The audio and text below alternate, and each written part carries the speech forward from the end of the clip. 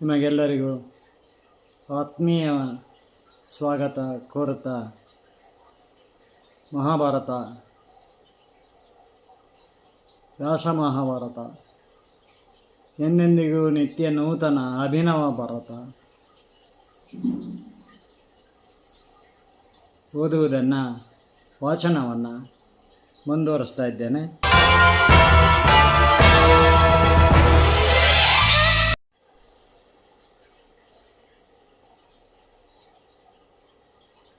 ವೀಕ್ಷಕರೇ,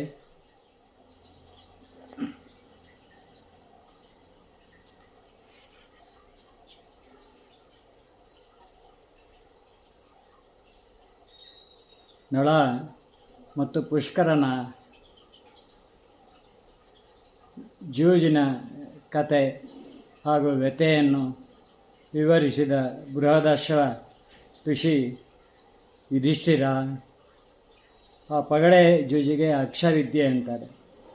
ಅದನ್ನು ಕಲಿತುಕೋ, ಮುಂದೆಂದಾದರೂ ಉಪಯೋಗಕ್ಕೆ ಬರುವುದೆಂದೇ ಒತ್ತಾಯಿಸಿ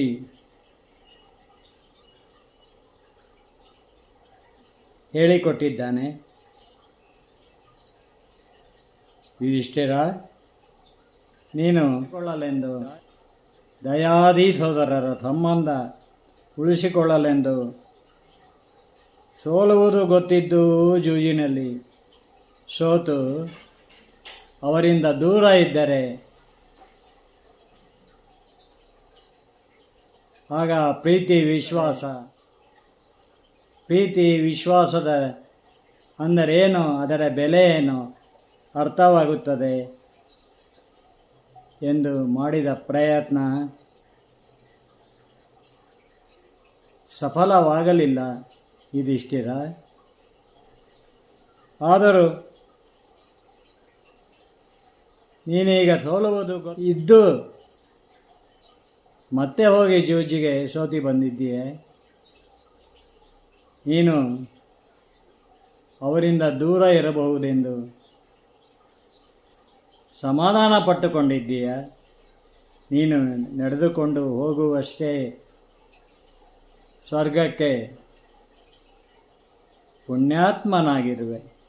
ನಿನ್ನನ್ನೇ ಅನುಸರಿಸಿದ ನಿನ್ನ ತಮ್ಮಂದಿರು ದ್ರೌಪದಿಯು ಪುಣ್ಯಜೀವಿಗಳೇ, ನಿಮಗೆ ಎಂದಿದ್ದರೂ ಜಯವೇ ಎಂದು ಬೃಹದಾಶ್ವ ಮಹರ್ಷಿ ಆಶೀರ್ವದಿಸಿ ಹೋಗಿದ್ದಾರೆ. ದ್ರೋಣರು ಹೇಳಿಕೊಟ್ಟ ಶಸ್ತ್ರಾಸ್ತ್ರಗಳನ್ನು ದುರ್ಯೋಧನನ ಎದುರಿನಲ್ಲೇ ಕರ್ಣನು ಅಭ್ಯಾಸ ಮಾಡುತ್ತಿದ್ದರೆ ಅವನ ಧನುರ್ವಿದ್ಯಾ ಪರಿಣಿತಿಗೆ ದುರ್ಯೋಧನನು ಹೊಗಳುತ್ತಾನೆ. ಸ್ನೇಹವೆಂದರೇನೇ? ಕರ್ಣನ ದುರ್ಯೋಧನನ ಹಾಗೆ ಇರಬೇಕೆಂದೇ ಜನರಲ್ಲೂ ಕೊಂಡಾಡುವವರಿದ್ದಾರೆ. ಆದರೆ ಗುರು ದ್ರೋಣ ಶಿಷ್ಯರ ಧನುರ್ವಿದ್ಯಾ ಪ್ರದರ್ಶನ ನಡೆದಾಗ ದುರ್ಯೋಧನನು ಕ್ರೀಡಾಂಗಣದಲ್ಲೇ ತನ್ನನ್ನು ನೆಪಮಾತ್ರಕ್ಕೆ ಅಂಗರಾಜನೆಂದು ಘೋಷಿಸಲು ಬಲವಂತದಿಂದ ಬಂಗಾರ ಪೀಠದಲ್ಲಿ ಕೂರಿಸಿ ಬಲಿಪಶುವಿನಂತೆ ಬಂಗಾರದ ಪೀಠದಲ್ಲಿ ಕೂರಿಸಿ ಕ್ರೀಡಾಂಗಣದಲ್ಲೇ ಬಲಿಪಶುವಿನಂತೆ ಬಂಗಾರದ ಪೀಠಕ್ಕೆ ಕಟ್ಟಿ ಹಾಕಿದನೆಂಬ ಅವನ ಆಂತರ್ಯದ ಬೇಗುದಿ, ಕರ್ಣನ ಆಂತರ್ಯದ ಬೇಗುದಿ ಬಲ್ಲವರರು. ಆಗ ಅರ್ಜುನನೊಡನೆ ತಾನು ಕಾದಲು ನಿಂತಾಗ ವೇದಿಕೆಯಲ್ಲಿ ಕುಂತಿಯು ಮೂರ್ಛೆ ಹೋದಳಲ್ಲ. ಆಗಲೇ ತನಗೆ ಅವಳ ಮಗನೆಂಬ ಗುಮಾನಿ ಬಂದಿದೆ. ದುರ್ಯೋಧನನಿಗೂ ಪಾಂಡವರ ಚಿಕ್ಕಪ್ಪ ಪಾಂಡುವಿಗೆ ಹುಟ್ಟಿದವರೇ ಅಲ್ಲ, ಪಾಂಡವರು ಪಾಂಡುವಿಗೆ ಹುಟ್ಟಿದವರೇ ಅಲ್ಲ ಎಂಬ ಸಂಶಯ ಬಂದಿದೆ ದುರ್ಯೋಧನನಿಗೆ. ಅವನಿಗೆ ಪಾಂಡುವಿಗೆ ಮೃಗಶಾಪ ಇತ್ತು ಎಂಬುದೆಲ್ಲ ಸುಳ್ಳು. ಅವನಿಗೆ ಸಂತಾನ ಶಕ್ತಿಯೇ ಇರಲಿಲ್ಲವೆಂದೇ ವ್ಯಾಸರು ಶತಶೃಂಗಕ್ಕೆ ಕುಂತಿ ಮಾದ್ರಿಯರೊಡನೆ ಚೈತ್ರಯಾತ್ರೆಗೆ ಕಳಿಸಿದರು. ಅಲ್ಲಿ ಕುಂತಿ ಮಾದ್ರಿಯರಿಗೆ 5 ಮಕ್ಕಳು ಯಾರು ಯಾರಿಗೋ ಹುಟ್ಟಿದರೆಂದೇ ಸಂಶಯಗ್ರಸ್ತನಾಗಿದ್ದಾನೆ ದುರ್ಯೋಧನ. ತನ್ನನ್ನು ಹೆತ್ತಾಕೆ ಕುಂತಿಯಾದರೆ ತನ್ನ ಜನ್ಮದಾತ ಯಾರು? ತನಗೆ ಹುಟ್ಟಿನಿಂದಲೇ 2 ಕರ್ಣಗಳಿಗೆ ಅಂದರೆ ಕಿವಿಗಳಿಗೆ ಕುಂಡಲಗಳು, ಎದೆಗೆ ವಜ್ರ ಕವಚವೂ ಇದ್ದಿತು. ಸೂರ್ಯನನ್ನೇ ದಿಟ್ಟಿಸುತ್ತಾ ಕೈಕಾಲಾಡಿಸುತ್ತಾ ತೊಟ್ಟಿಲಲ್ಲಿ ತೇಲಿ ಬಂದ ಈ ಮಗುವಿಗೆ ಹಣೆಯಲ್ಲಿ ಸೂರ್ಯ ತಿಲಕ ಇತ್ತೆಂದೇ ತನಗೆ ಸೂರ್ಯ ತಿಲಕವನ್ನಿಟ್ಟು ಪ್ರೀತಿಯಿಂದ ಬೆಳೆಸಿದ್ದಾಳೆ ಸಾಕಿದ ತಾಯಿ ರಾಧೆ. ಅವಳು ಚಿಕ್ಕಂದಿನಿಂದಲೇ ತನಗೆ ಪ್ರತಿದಿನ ಪ್ರಾತಃ ಕಾಲದಲ್ಲಿ ಸೂರ್ಯ ದೇವನನ್ನು ಪ್ರಾರ್ಥಿಸಲು ಹೇಳಿಕೊಟ್ಟಿದ್ದಾಳೆ. ಹಾಗಾಗಿ ತನ್ನ ಸಾಕು ತಂದೆ ತಾಯಿಯರಾದ ಅಧಿರಥ ರಾಧೆಯರ ಸಾಕು ತಾಯಿ ತಂದೆ ಅಧಿರಥ ರಾಧೆಯರು ಆ ತೊಟ್ಟಿಲನ್ನು ಮನೆಯ ಮೂಲೆಯೊಂದರಲ್ಲಿ ಇಟ್ಟಿದ್ದಾರೆ. ಅದರ ಮೇಲೆ ಕುಂತಿ ಭೋಜನ ರಾಜ್ಯದ ಲಾಂಛನದ ಕುರುಹುಗಳಿವೆಯಲ್ಲ.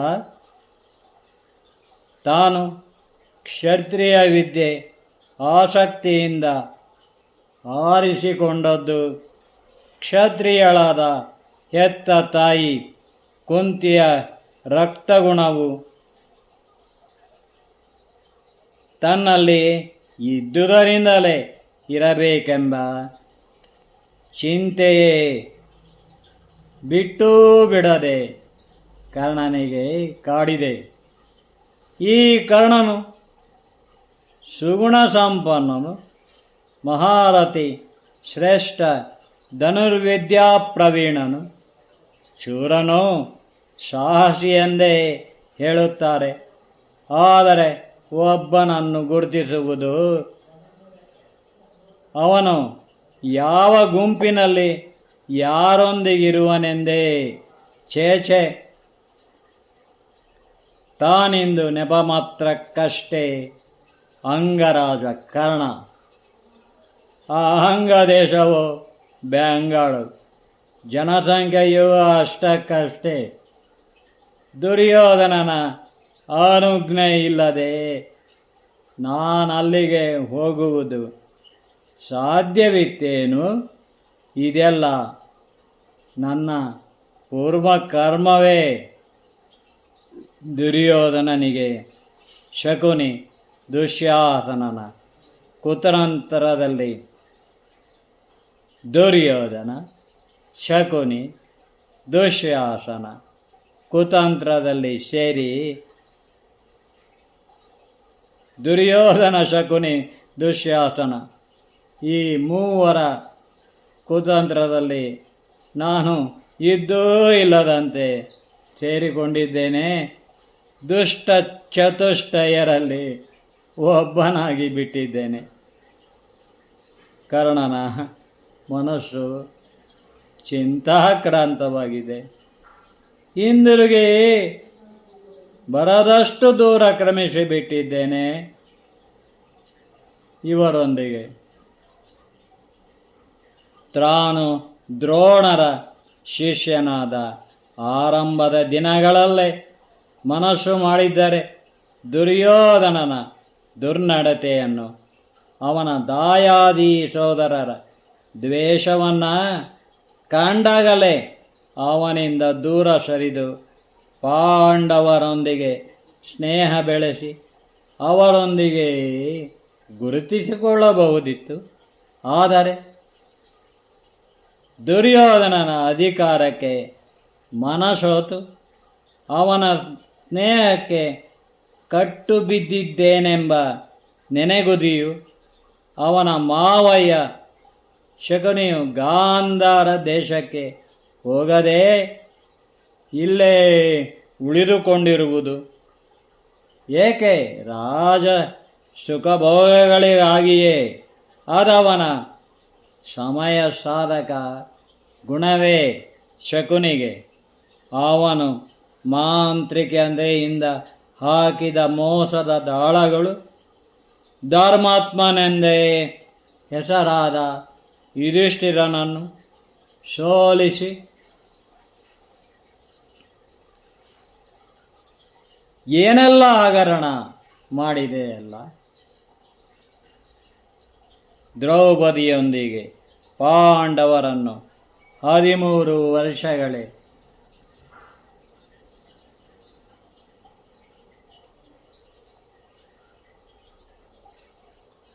ವನವಾಸ ಅಜ್ಞಾತವಾಸಕ್ಕೆಂದು ಅಟ್ಟಿಬಿಟ್ಟನಲ್ಲ ಎಂದೇ ಕರ್ಣನಿಗೂ ಕೆಲವೊಮ್ಮೆ ಬೇಸರ ಹತ್ತಿಕ್ಕುವುದಿದೆ. ಎಷ್ಟೇ ಆಗಲಿ ದಿನ ಬೆಳಗಾದರೆ ಜಗಕ್ಕೆ ಬೆಳಕು ನೀಡುವ ಸೂರ್ಯನ ಅನುಗ್ರಹದಿಂದ ಹುಟ್ಟಿದವನಲ್ಲವೇ. ದುರ್ಯೋಧನ ರಾಜಾಶ್ರಯದಲ್ಲಿ ತನಗೆ ಸರ್ವ ಸ್ವಾತಂತ್ರ್ಯ ಕೊಟ್ಟಿದ್ದಾನೆ. ಅವನ ಹೆಂಡತಿ ಭಾನುಮತಿಯು ತನ್ನನ್ನು ಸೋದರನಂತೆಯೇ ಕಾಣುತ್ತಾಳೆ. ತಾನು ಯಾವಾಗಲೂ ಸಂತೋಷದಿಂದ ಇರಬೇಕೆಂದೇ ಬಯಸುತ್ತಾಳೆ ಭಾನುಮತಿ. ಅವಳು ಮುಂದೆ ನಿಂತು ಸುಗುಣ ಸುಂದರಿ ಕನ್ಯೆಯನ್ನು ಹುಡುಕಿ ಈ ಕರ್ಣನ ವಿವಾಹವನ್ನು ವಿಜೃಂಭಣೆಯಿಂದಲೇ ನಡೆಯಲು ಕಾರಣಳಾಗಿದ್ದಾಳೆ. ದುರ್ಯೋಧನನು ಮಹಾರಥಿ ಕರ್ಣನೇ ತನಗೆ ಆಪ್ತ ಸ್ನೇಹಿತನೆಂದೇ ನೆಚ್ಚಿಕೊಂಡಿದ್ದಾನೆ. ನಾನು ಹರೆಯದ ವಯಸ್ಸಿನಲ್ಲೇ ಕರ್ಣನ್ ಸಿನಿಮಾ ನೋಡಿದವನು. B.R. ಪಂತಲು ಅವರ ನಿರ್ಮಾಪಕರು ಕರ್ಣನ್. ಶಿವಾಜಿ ಗಣೇಶನ್ ಕರ್ಣನ್ ಪಾತ್ರ ಮಾಡಿದ್ದಾನೆ. ಆ ಮೂವಿ ಹೆಸರೇ ಕರ್ಣನ್. ತುಂಬ ಚೆನ್ನಾಗಿದೆ ಅದು. ಮಹಾರಥಿ ಕರ್ಣನೇ ತನಗೆ ಆಪ್ತ ಸ್ನೇಹಿತನೆಂದೇ ನೆಚ್ಚಿಕೊಂಡಿದ್ದಾನೆ. ದುರ್ಯೋಧನ ಅರ್ಜುನನನ್ನು ಸೋಲಿಸುವ ಶ್ರೇಷ್ಠ ಧನುರ್ವಿದ್ಯಾ ಪ್ರವೀಣ ತಾನೆಂದೇ ತನ್ನನ್ನು ಪ್ರೀತಿ ವಿಶ್ವಾಸದಿಂದ ನೋಡಿಕೊಳ್ಳುತ್ತಿದ್ದಾನೆ. ಹೇಗೆ ತಾನೇ ಅವನಿಂದ ದೂರವಾಗಲಿ? ಹೀಗೆ ಕೆಲವೊಮ್ಮೆ ಕರ್ಣನ ಖಿನ್ನ ಮನಸ್ಥಿತಿಯನ್ನು ಗಮನಿಸುವ ಭಾನುಮತಿಯು ಅವನನ್ನು ಕರೆದು ಪಗಡೆಯಾಟಕ್ಕೆ ಕೂರಿಸಿಕೊಳ್ಳುತ್ತಾಳೆ. ಅಂದೊಮ್ಮೆ ಅಂತಃಪುರದಲ್ಲಿ ಅವಳೊಂದಿಗೆ ಕರ್ಣನು ಪಗಡೆಯಾಟದಲ್ಲಿ ಮಗ್ನನಾಗಿರಲು ದುರ್ಯೋಧನನು ತಟ್ಟನೆ ಪ್ರವೇಶಿಸಿದ್ದಾನೆ. ಕರ್ಣನು ಕೂಡಲೇ ಆಟ ಬಿಟ್ಟು ಚಟಕ್ಕನೆದ್ದಿದ್ದಾನೆ. ಭಾನುಮತಿಯು ಅವನ ಕೈ ಹಿಡಿದೆಳೆದು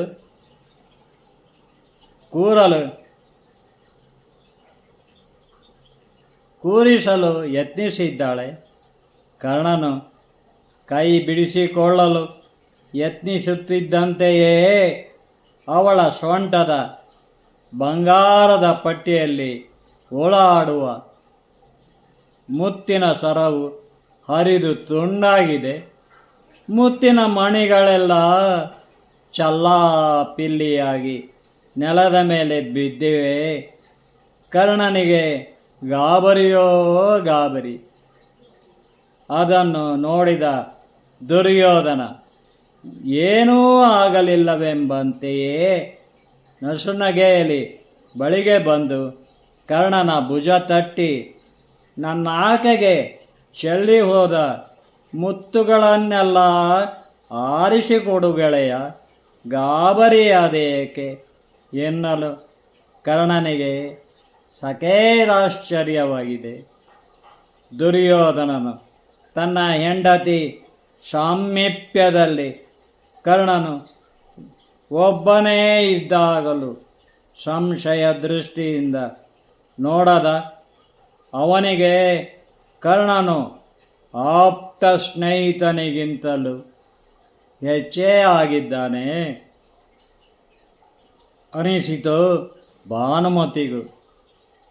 ಕರ್ಣನು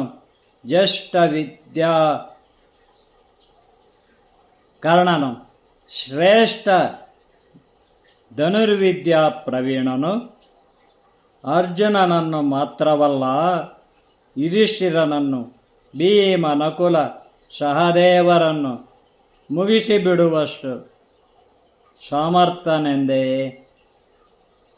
ಕರ್ಣನು ಅನ್ನೋ ದುರ್ಯೋಧನ ಅವನನ್ನು ತನ್ನ ನೀಚ ಸ್ವಾರ್ಥಕ್ಕೆ ಬಳಸಿಕೊಳ್ಳುತ್ತಿದ್ದಾನೆಂದೇ ಭಾನುಮತಿಯು ಒಳಗೊಳಗೆ ಮರುಗುತ್ತಾಳೆ.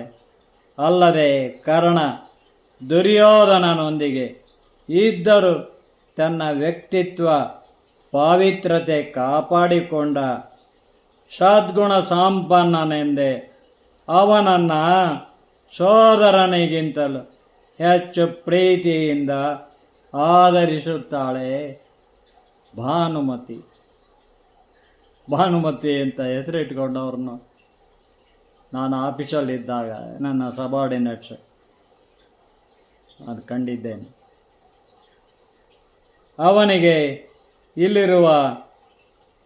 ಕರ್ಣನಿಗೆ ಇಲ್ಲಿರುವ ಸ್ವಾತಂತ್ರ್ಯ ಸದುಪಯೋಗವಾಗಲೆಂದೇ ಬೇಡಿ ಬಂದವರಿಗೆ ಇಲ್ಲವೆನ್ನದೆ ಅವನು ದಾನ ಮಾಡುವುದನ್ನು ಭಾನುಮತಿ ಪ್ರೋತ್ಸಾಹಿಸಿದ್ದಾಳೆ.